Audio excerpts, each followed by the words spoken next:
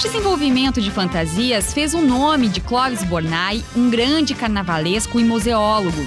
Uma das fantasias dele é essa aqui e tiveram tantas outras incríveis que deram aí origem e também foram motivo para os desfiles de escolas de samba, como Unidos da Tijuca, Portela, Mocidade Independente. E o professor Felipe Eiras, ele é professor de moda da Universidade de Estácio e nos ajuda a entender quem é esse grande nome do carnaval carioca.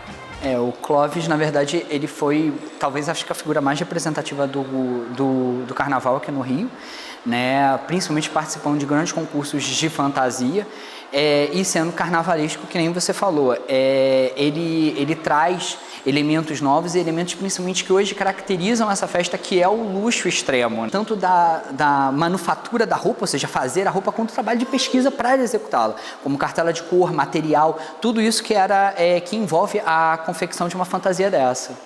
Felipe, essas criações do Clóvis sempre foram um destaque nos bailes de gala?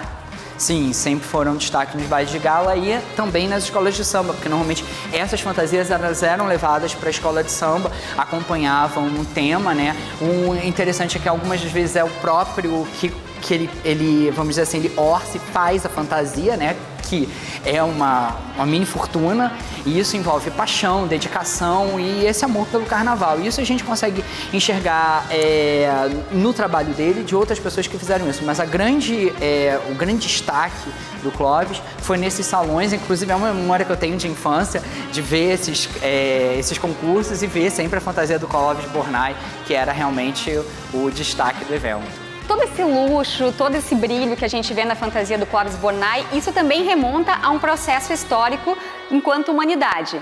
Sim, na verdade, toda a história da fantasia, até antes de Cristo, alguns festivais que são comparados ao carnaval, as pessoas pintavam os rostos e usavam máscaras para isso.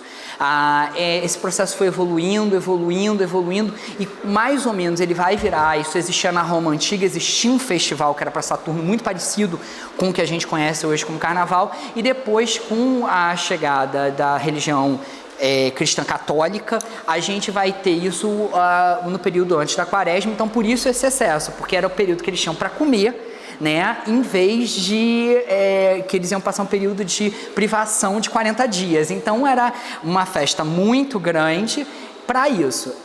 Em Veneza, que era uma cidade muito próspera durante o século XIV e XV, iniciam-se bailes de máscaras, né?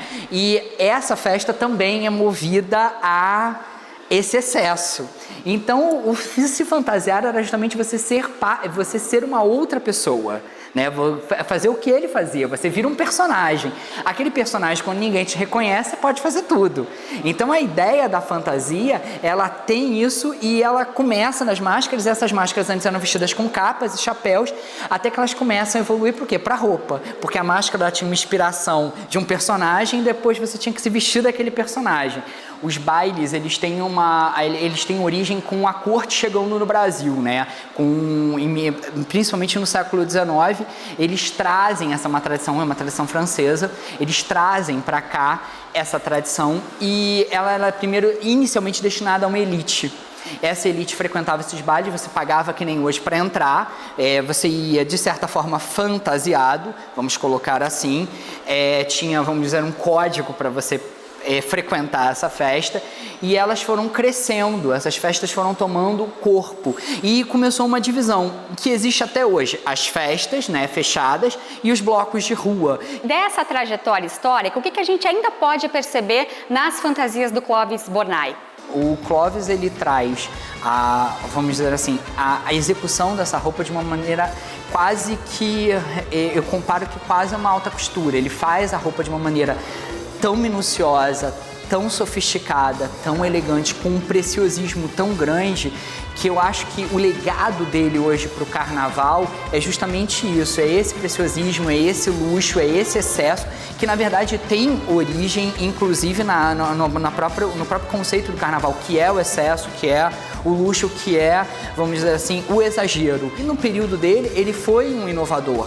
né? Hoje a gente tem, a gente acompanha uma evolução disso, mas vamos dizer assim, ele é o pai, um dos pais de toda essa história que a gente vive hoje no Carnaval. Para conhecer mais sobre esse grande artista e grande brasileiro Clóvis Bornai, não deixe de conferir a exposição, que aliás também marca o centenário de nascimento dele. Se você está no Rio ou mora no Rio, visite esse espaço porque não dá para perder.